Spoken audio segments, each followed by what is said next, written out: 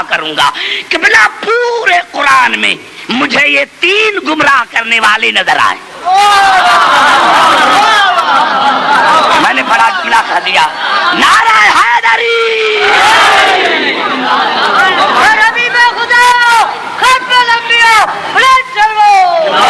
یہ ایک نوجوان ہمارا جو نسل ہے اس کے لیے ہے کہ یہ 3 آیتیں ملی کہ یہ 3 جو ہیں گمراہ کرنے والے ہیں.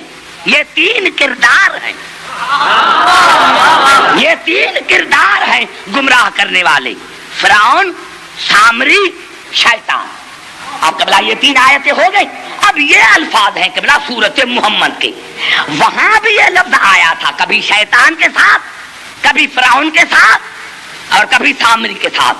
اب سورت محمد میں ارشاد ہوا والذین قتلوا فی سبیل اللہ فلن یضل اعمالهم.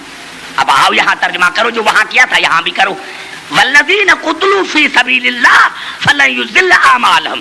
اللہ نے فرمایا جو میری راہ میں قتل ہو جاتا ہے میں اس کے اعمال کو گمراہ نہیں کرتا. اب ترجمہ کرو گمراہ کا,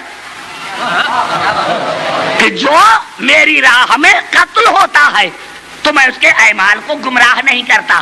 کبھی اعمال بھی گمراہ ہوتے ہیں تو پھر کیا معنی کرنے پڑے گی کہ اللہ نے فرمایا جو میری راہ میں قتل ہوتے ہیں میں ان کے اعمال کو ضائع نہیں کرتا. نوجوانوں بھی بات کرو تو میں تقریر شروع کروں. تقریر میں نے شروع نہیں کی ہے, اسی لیے میں لاہور میں پڑھ رہا ہوں جہاں سارے پڑھے لکھے بندے ہیں, تو میں کہہ رہا ہوں اسی معیار کی میری یہ 5 تقریریں ہوں. تو یہاں مانے ہوئی ضائع کرنا. اللہ نے فرمایا جو میری راہ میں قتل ہوتا ہے میں اس کے اعمال کو ضائع نہیں کرتا, ضائع نہیں کرتا. اور پھر سورت قمر میں ارشاد ہوا ان المجرمین فی ضلال و سعر. یہ جو مجرم ہیں یہ عذاب میں ہیں. یہاں ضلالت ان کی کیا معنی ہوئی؟ عذاب.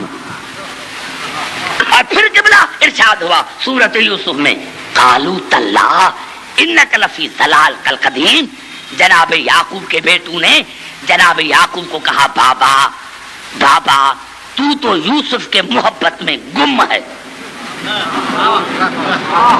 بڑا جملہ میں نے کہا تھا, بڑا جملہ میں نے کہا تھا, لیکن آپ خاموش پتہ نہیں کیوں رہ گئے.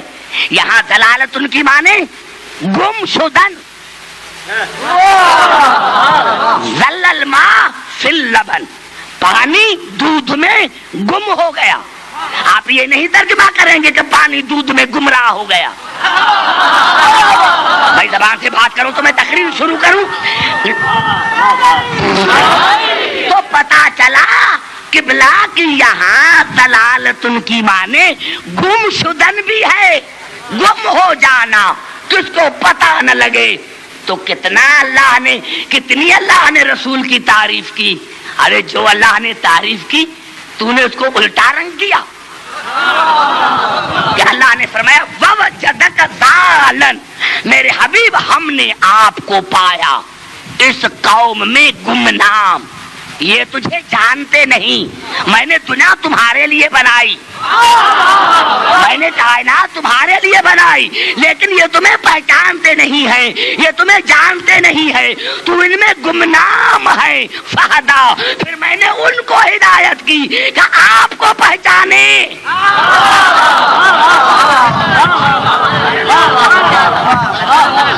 اب میری تقریر شروع ہو گئی, تقریر میری شروع ہو گئی. یہ جو میں نے آیتیں پڑھی تھی یہ میرے مربوط ہیں میرے اسی عنوان سے, حق اور باطل پر. اب آئیے سورت مومنون کی طرف. تقریر شروع ہو گئی میری. یہاں تو سمجھ میں آیا کہ رسول جو ہے وہ پہچانے کی چیز ہے, معرفت کی چیز ہے, لیکن انہوں نے رسول کو پہچانا نہیں تھا اور مرتے مر گئے نہیں پہچانا, مرتے مر گئے نہیں پہچانا. یہ تو آگے چل کر میں کوشش کروں گا کوئی حدیث نہیں پڑھوں گا. یہ الفاظ ہے سورت المومنون کے. ام لم یعرفوا رسولہم فہم لہ منکرون. کیا یہ میرے رسول کا اسی لیے انکار کرتے ہیں کہ اس کو جانتے نہیں؟ خاموش نہیں رہو میرے دوست. اتنا بیان اگر میرا عنوان جو ہے یہ خاموشی سے گزر جائے تو پھر میں کیا پڑھوں گا. میں نے کہا ایک ایک لفظ میں میرا نقطہ ہے, تمام مسلمان بھائیوں کے لیے تقریر ہے. ام لم یعرفوا رسولہم فہم لہو منکرون، کیا یہ میرے رسول کا اسی لیے انکار کرتے ہیں کہ وہ میرے رسول کو جانتے نہیں، ان کو میرے رسول کی معرفت نہیں؟ ام یقولون بہ جنہ، یا وہ میرے رسول کے دماغ پر دیوانگی کا الزام لگاتے ہیں؟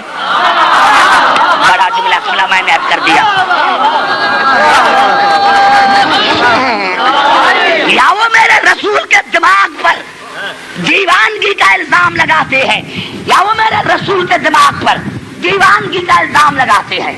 اب قبلہ تعریف تو مجھے آتی نہیں، پتا نہیں ہے کہ کس نے رسول کے دماغ پر دیوانگی کا الزام لگایا، اور جس نے لگایا پتا چلا کہ اس نے رسول کو پہچانا ہی نہیں۔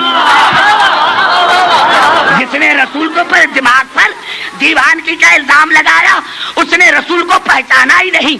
ہم یقولون بہ جنہ، یا تم میرے رسول کا اسی لیے انکار کرتے ہو کہ تم میرے رسول کے دماغ پر دیوانگی کا الزام لگاتے ہو۔ اب اللہ فرما رہا ہے بل، ایسا نہیں، ایسا نہیں، میرا رسول دیوانہ نہیں، بل جاءہم بالحق، لیکن وہ تمہارے پاس حق کے ساتھ آیا۔ سمجھا چاہ رہا ہوں، بل وہ تمہارے پاس حق کے ساتھ آیا ہے، وہ تمہارے ساتھ پاس حق کے ساتھ آیا ہے۔